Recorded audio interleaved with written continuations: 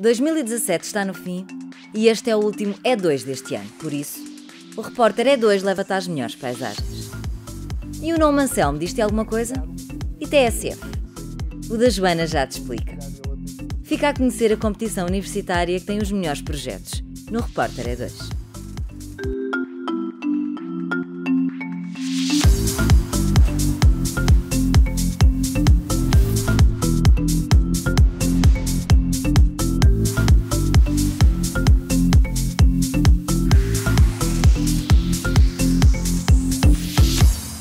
Está aberto o Museu da Paisagem na Escola Superior de Comunicação Social. É uma exposição que quer dar realce à ideia de experiência do lugar. O projeto é de 10 professores da ESCS, juntamente com 5 alunos do curso de Audiovisual e Multimédia. A ideia nasceu do doutoramento do professor responsável pelo projeto e começou por ser vista como um desafio. A ideia deste projeto propriamente dita surgiu da equipa de investigação em reuniões. Ela já me estava a acompanhar há algum tempo, desde o meu tempo de doutoramento, quando me deparei com um conceito de museu difuso e com uma ideia de museu disseminado por um espaço difuso. E a lógica da paisagem pareceu-me fazer sentido para criar um museu com essas características. Nas palavras do professor João Abreu, a paisagem tem de ser vista de uma forma mediada para se passar a ideia de um museu difuso. E para tal acontecer, pretende-se desenvolver várias plataformas onde se poderá acompanhar o projeto. Vamos desenvolver uma série de soluções em audioguias, em aplicações para smartphone, em mapas, guias em papel, para ser possível visitar a paisagem de uma forma mediada através dos conteúdos desenvolvidos pelo museu. O projeto está em funcionamento até abril do próximo ano. Depois da abertura, houve uma conferência de apresentação pública. Contou com Catarina Mourão, Duarte Belo, João Catarino e Paulo Moura. Duarte Belo apresentou o livro Portugal, Luz e Sombra, o país depois de Orlando Ribeiro e referiu a importância que este projeto poderá ter para a comunidade esquesiana, mas também para o território português. Eu acho que pode trazer um conhecimento, não só para a comunidade esquesiana, como para todo o país, um conhecimento mais aprofundado e estruturado sobre o que é o espaço português. Isso é importantíssimo porque há uma quantidade muito grande de território português que pouca gente conhece e que raramente é divulgado, e este museu pode dar um contributo muito significativo para que essa situação se altere. No público do Museu da Paisagem estiveram alunos que veem muitas possibilidades no futuro do projeto. É uma experiência muito enriquecedora. Tive a oportunidade de aprender imenso com os professores que fazem parte do projeto e com também o Duarte Belo, que orientou este workshop, que faz parte do projeto do Museu da Paisagem. E tive a oportunidade de trabalhar com pessoas que têm imenso para nos ensinar. O Museu da Paisagem ainda não está fechado. Vem aí uma aplicação ligada ao projeto, a One More Place. O desenvolvimento é em colaboração com o Instituto Superior de Engenharia de Lisboa. O subdiretor da TSF é o convidado de hoje, Duda Joana. Quando era pequeno era doente por futebol e pelo Benfica. Só podia ler o jornal A Bola depois de o tio terminar a leitura. Hoje não teve de ficar à espera. Fizemos questão de lhe dar o jornal para ele folhear à vontade. Entrou para a SIC com 22 anos, onde foi coordenador do Jornal da Noite e editor de política. Atualmente é o subdiretor da Rádio TSF. O convidado do nosso programa de hoje é Anselmo Crespo. Anselmo, seja muito bem-vindo ao da Joana. Obrigado pelo convite. O que é que leva um jornalista que já é reconhecido na televisão a ir para a rádio? Essa é provavelmente a pergunta que mais me fizeram no último ano. Primeiro, o nome da rádio, chamar-se TSF, que é provavelmente das marcas de informação mais fortes do país. E em segundo lugar, o desafio, porque eu nunca fui, além de ser hiperativo, nunca gostei de monotonia nem de rotinas muito prolongadas, e achei que estava na altura de mudar. Achei a proposta e o desafio, sobretudo, muito interessante, muito difícil, mas muito interessante. Difícil hoje em dia, eu diria que é trabalhar em qualquer órgão de comunicação social, em Portugal ou no mundo, mas foi sobretudo isso, foi o desafio e foi a marca, a força da marca, e foi o achar que podia crescer profissionalmente podia aprender a fazer rádio, que era uma coisa que eu não sabia fazer e que ainda não sei fazer, tenho que ser completamente honesto. E na televisão não é que eu tenha feito tudo o que havia para fazer em televisão, mas já tinha feito muita coisa. O que é que a rádio tem que os outros meios não têm? Tem uma magia que eu, ao início, quando me mudei, fez em setembro um ano, toda a gente me perguntava a seguir, a perguntar-me, mas por que raio é que tu saíste de uma televisão e foste para uma rádio? A outra pergunta era se eu já tinha descoberto a magia da rádio. E eu, que nunca gostei muito de mentir, respondia sempre, honestamente não, eu gosto mesmo muito de televisão, não é que eu não gosto de estar na TSF, eu mudei porque quis, mas eu continuo muito apaixonado por televisão. E vou-te dizer, eu descobri a magia da rádio numa coisa tão simples quanto esta. A TSF, o ano passado, teve um programa que se chama Serões Inquietos, sim, que é feita por dois monstros da rádio em Portugal. Um chama-se Fernando Alves e o outro chama-se Pedro Pinheiro. O último programa que eles fizeram num restaurante que é quase a cantina da TSF, e eu nesse dia acho que descobri o que era a magia da rádio. E não foi num estúdio, não foi pela simplicidade da conversa, porque aquilo era literalmente, podia ser um jantar de família, percebes o que eu quero dizer? Aquilo podia ser um jantar de família que estava a ser gravado e emitido para o país todo. Mas a conversa era tão boa, além de ser interessante, era boa, era inteligente, e era uma coisa descontraída, sem formalismos e sem nenhuma encenação. Eles tinham meia dúzia de coisas preparadas, meia dúzia de perguntas preparadas, obviamente seguindo a velha máxima de que o melhor improviso é o que está escrito. Mas eles quase não seguiram um guião nenhum. E as pessoas foram falando e foram participando no programa com à vontade, e eles foram tendo sempre o jogo de cintura que é importante ter, de se irem adaptando às circunstâncias e de darem um detalhe e de descreverem sobretudo o ambiente que eu estava a ver ao vivo, mas que as pessoas que estavam a ouvir rádio não estavam. E eu nesse dia fiz um post no meu Instagram a dizer: hoje descobri a magia da rádio. Alguma vez pensaste que podias ter dado um passo em falso ao longo deste tempo todo? Pensaste, ups, se calhar não é bem isto. Não pensei. Eu digo isto desde o primeiro dia que me mudei e continuo a dizer. O facto de eu ter mudado da televisão para a rádio não significa que eu me tenha cansado de fazer televisão. Eu gosto muito de fazer televisão. E quando eu cheguei à rádio, eu passado um mês ou dois saí em trabalho com o Presidente da República para Cuba, Colômbia e Brasil. E foi a primeira vez que eu tive que sair em reportagem. E aquilo foi muito estranho. Porque primeiro eu dei por mim sozinho no aeroporto e eu estava habituado a levar sempre um repórter de imagem comigo, ou ir sempre com um repórter de imagem, e logo aí foi uma solidão que eu não estava habituado e que me tirou fora de pé. E depois és tu um gravador e um microfone. E essa sensação que, para quem é da rádio, quem é um native da rádio, para usar uma expressão agora muito em voga, para quem é um nativo da rádio, é uma sensação de liberdade ótima. E eu, que tenho amigos na rádio há muitos anos, eles diziam sempre: não percebo, vocês andam com o tripé e com a câmara e com mochilas e baterias e não sei o quê. Eu adoro esta liberdade de andar com o microfone e vou entrevistar toda a gente, nem que seja o buraco mais fundo. E vocês não, têm que levar iluminação e depois não funciona e depois não há luz e depois não sei o quê. Essa liberdade eu demorei a perceber as vantagens que ela tem.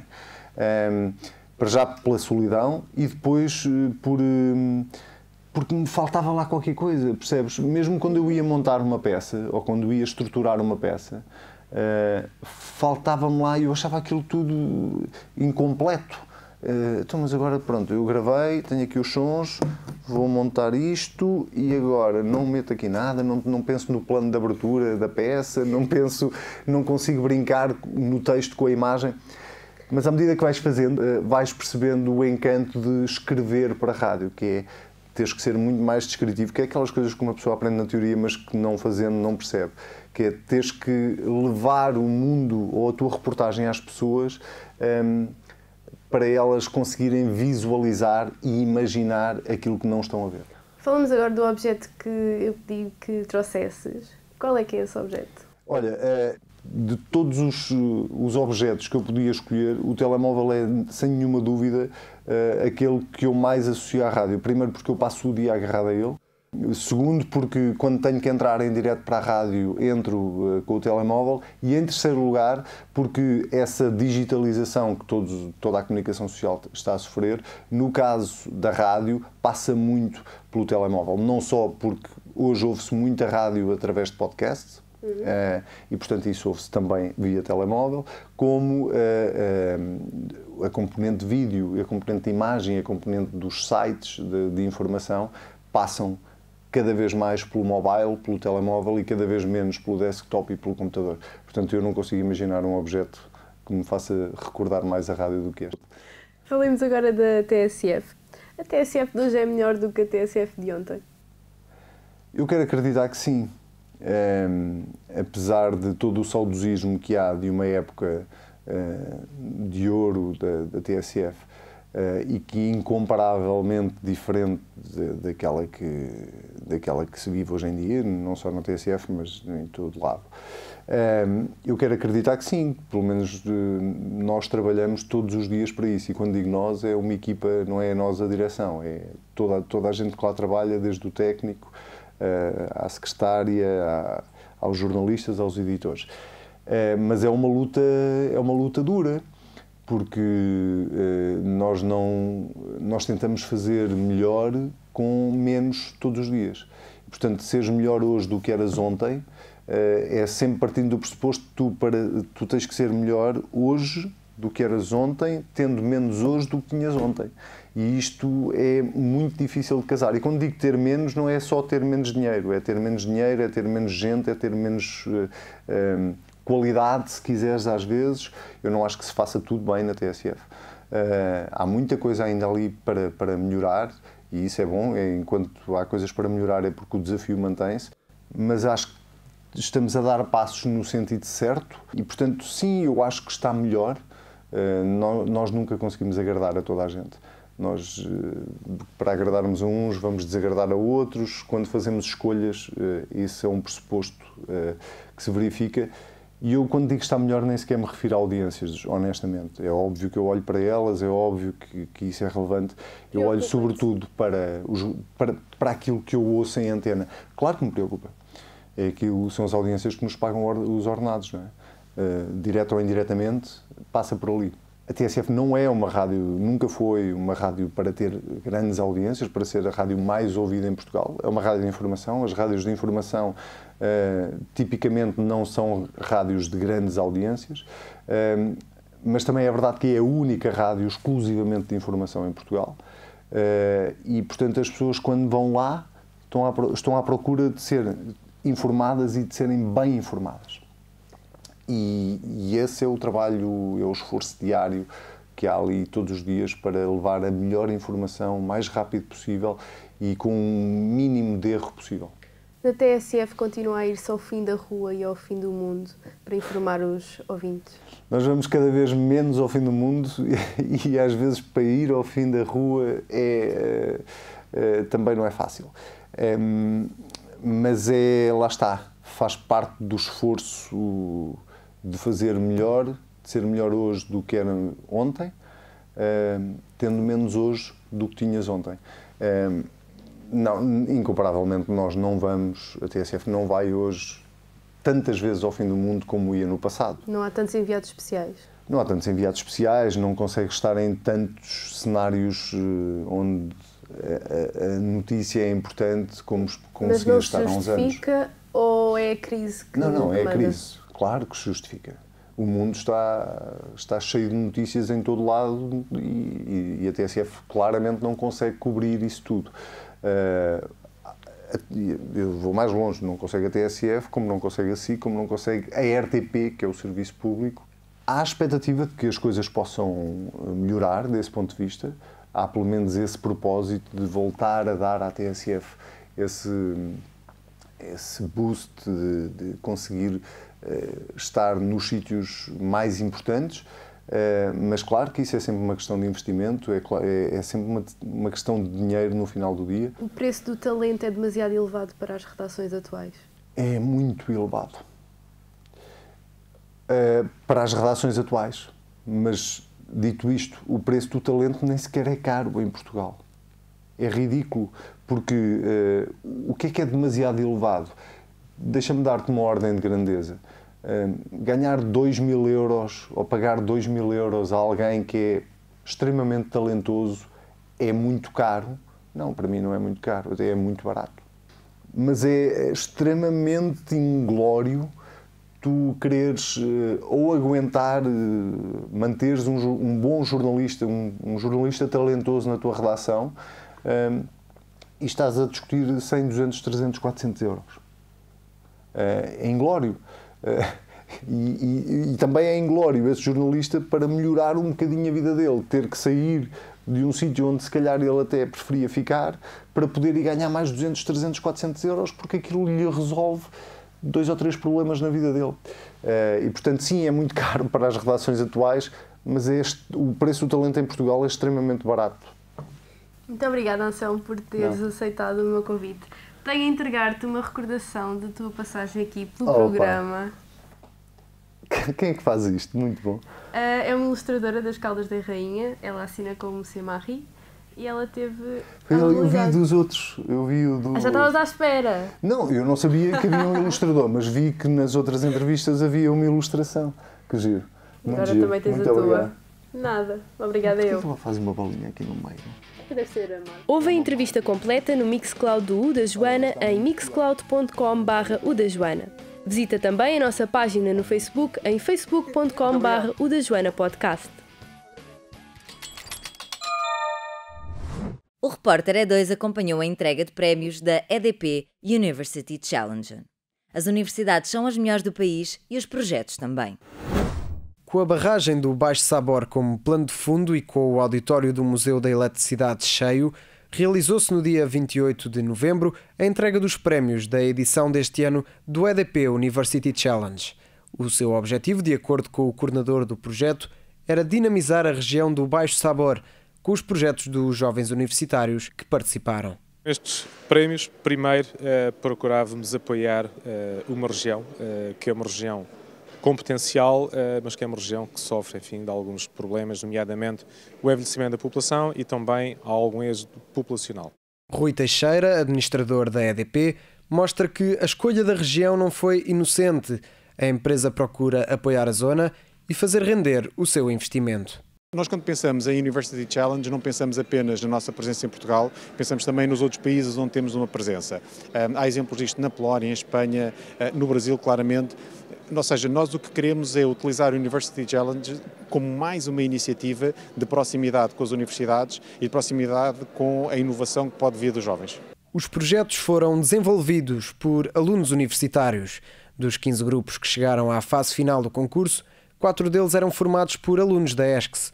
João Gil, membro do grupo Ultramaratona, mostrava-se confiante e positivo quanto ao desempenho dos grupos esquesianos. Acima de tudo, conseguimos pôr todo o conhecimento que vamos tendo nas aulas, vamos aproveitando nas cadeiras que temos no nosso curso da AM, mas acima de tudo tiramos a participação e o facto de termos sempre apoiados tanto pelos professores que estão connosco as cadeiras, como pela própria escola e pelos próprios alunos que estão connosco no nosso curso. Professor da ESCS e coordenador de alguns projetos, João Abreu apoia a visão de João Gil, reconhecendo o mérito dos alunos da escola. Quanto à chave para o sucesso, o professor não tem dúvidas. Nós temos vindo a adotar esta prática no curso Audiovisual e Multimédia de trazer projetos de fora da escola para dentro das unidades curriculares, e este espírito também de competição motiva os alunos e faz com que a qualidade dos trabalhos suba. E de algum modo também, tendo em conta a quantidade de escolas e de cursos que concorreram a este concurso, é sinal de que os nossos alunos são bons e são cada vez melhores, portanto é sinal de qualidade. Integrante do Cohabit, o grupo vencedor, e em conjunto com outros alunos da ESCS, Sofia Rocha sublinha a forma como a participação neste projeto poderá vir a contribuir para a aproximação ao mundo laboral. Eu penso que sim, de uma forma indireta e direta. De uma forma direta, porque acabamos por ter mais experiência e ter contacto com coisas que nos fazem falta para o mundo do trabalho, e também indiretamente, porque acaba por nos dar mais visibilidade de uma certa forma, e acho que é sempre bom este tipo de experiências. O apresentador da cerimónia e comediante Guilherme Geirinhas reconhece as oportunidades que projetos como este podem trazer aos alunos, tirando-os da sua zona de conforto. Estando a participar nisto, eles conseguem aparecer mais e acho que isso é bom para eles, é bom para as empresas, é bom para toda a gente. Já tem um tom muito sério, mas é verdade. Acho que é importante para não só fazer, lá está, não estarem limitados ao, sei lá, vou à faculdade, vou às teóricas, vou às práticas, faço os exames. Não, aqui tem uma oportunidade de sair da zona de conforto, responder a um júri, fazer uma apresentação, fazer um trabalho. Não é como na minha altura que fazíamos só copy-paste da Wikipédia e metíamos tudo lá. Não, eles aqui esforçam-se e fazem uma coisa como deve ser. No geral, mesmo só havendo um vencedor, todos os participantes ficaram a ganhar. Ainda na ESCS, Inês Veiga, do grupo Vestígio, terceiro classificado, afirma que a experiência foi enriquecedora e que seria para repetir. Sim, nós sem dúvida que participaríamos de novo. É uma experiência que eu aconselho a toda a gente. É enriquecedora, aprende-se imenso, dá-nos também muito contacto com outras realidades que desconhecemos, que não estamos tão à vontade, como por exemplo as questões mais relacionadas com os planos de negócio. Portanto, é uma experiência espetacular e quando ganhas um prémio ainda melhor. Já André Sendim, vice-presidente da ESCS, destaca o que é pertencer a esta instituição depois de mais 2 prémios recebidos. É um orgulho trabalhar nesta casa todos os dias. É uma fábrica de talentos, como eu costumo dizer, e hoje ficou demonstrado isso, ou seja, isto é o reconhecimento de que se trabalha muito bem. Tanto alunos como professores, como toda a gente que ajuda ao funcionamento da casa está a trabalhar a puxar para o mesmo sentido e as coisas acontecem com alguma naturalidade. Após o encerramento da 11ª edição do EDP University Challenge, João Gil deixa alguns conselhos para os alunos. Trabalhem muito, acreditem naquilo que os professores estão a dar, não é só aulas por aulas. Acreditem nos vossos projetos, tenham ideias criativas, mas acima de tudo acho que a receita é sempre a mesma, trabalhar muito e acreditar nos vossos projetos. Fica a esperança de que os projetos desenvolvidos no âmbito desta iniciativa sejam postos em prática, ajudem a região do Baixo Sabor e, quem sabe, muitas outras em futuras edições. O E2 vai de férias. Até lá, segue-nos nas redes sociais no Facebook ou Instagram, em e2.escs ou no YouTube em E2escs. Desejamos-te boas festas. Voltamos em 2018 com muitas novidades.